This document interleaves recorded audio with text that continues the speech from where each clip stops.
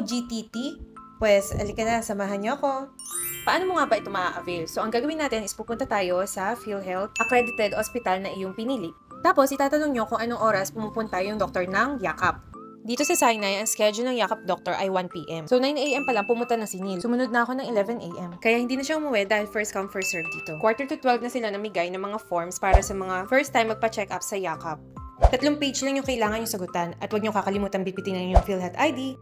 Sa inyo nga ba matatagpuan ang yakap clinic dito sa Sinai? Pagpasok nyo sa entrance, makikita nyo ang emergency room pero hindi kayo dyan papasok. Makalampas ng ER ay ang yakap clinic. Ang yakap ay mayroon lamang sakop na 1,700 pesos per person. Ang OGTT dito sa Sinai ay 1,200 plus doctor's fee. Kaya wala na rin natira sa 1,700 pesos ko. Naghanap naman tayo ng clinic na may murang laboratory test. At napadpad nga kami sa MedPrime Cabuyao. Worth 600 pesos lang ang kanilang buntis package 1. Mura lang din sa kanila kapag may kasamang OGTT. Pero mas masaya pag libre.